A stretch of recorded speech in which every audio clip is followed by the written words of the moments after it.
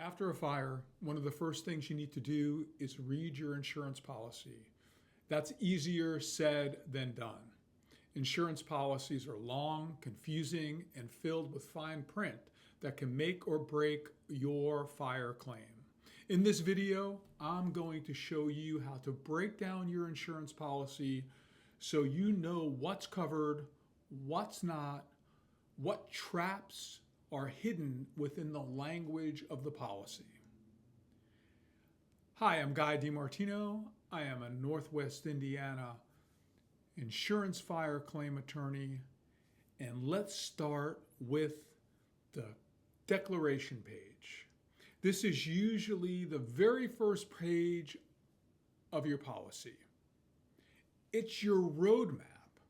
Here you'll find your coverage type, your coverage limits, your deductibles, and your policy period. Let me give you a pro tip. Circle or highlight your coverage limits. These are the maximum amounts the insurance company will pay for each particular coverage. The second thing you need to understand is what types of coverage do you have? Your policy usually has several parts. The most important for fire claims are these. The first thing is the dwelling. You need to understand the coverage for your dwelling. That pays for damage to the structure of your home or building. The second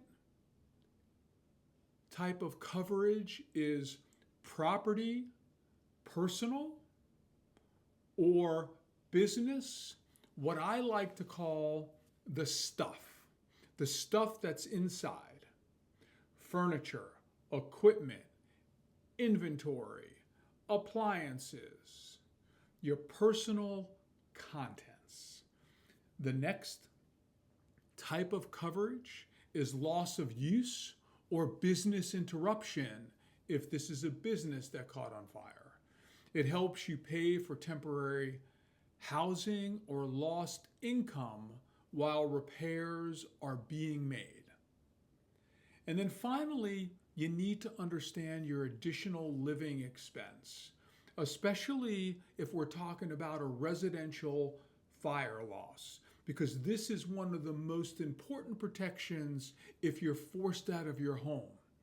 ALE pays for things like hotel bills, short-term rentals, meals, increased gas, or increased expenses to commute to work, depending upon where you have to find your temporary housing.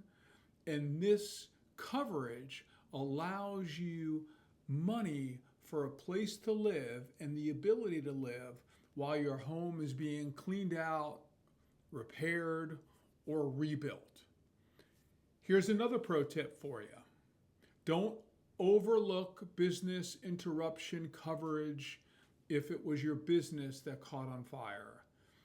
It can be the lifeline that keeps your business afloat during the time of repair or rebuild. The next thing you need to know about your insurance policy are the exclusions. Typically, when you look at an insurance policy, you'll have 3 or 4 paragraphs in the policy which will tell you your coverage, and that will follow by pages and pages and pages of exclusions. This is what the insurance company will do.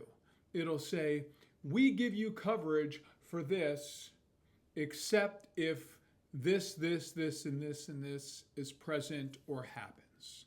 Some common exclusions are pre-existing damage, intentional acts like arson, certain types of smoke or chemical damage, and sometimes faulty construction or electrical issues. But in order to understand the exclusions, you need to read the policy. Here's another pro tip for you. Even if something is listed as an exclusion, many times there are exceptions or endorsements that can bring coverage back into the policy. That is why it is so critical that you carefully read the actual language of your policy. The next part of the policy are endorsements or riders. Endorsements are usually add-ons to your policy, and that's a special agreement that expands or limits coverage. One of the common endorsements or riders is a mold exclusion. A lot of times you'll have a policy with limits that are very high, but then they'll say if there's mold damage, we're only going to pay $10,000 or $20,000 or $30,000. Those are the things that you need to look for in the endorsements and riders. The fifth point, and the thing that you really need to understand, is if you are unsure, ask for help.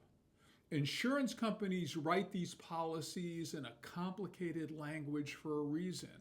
It benefits them and not you. If you're unsure about what your policy covers, or if the insurance company is giving you the runaround, that's where we step in.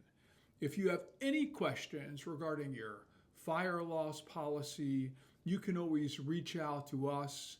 I am Guy DiMartino of Ashford and DiMartino, and we can help you navigate these difficult experiences.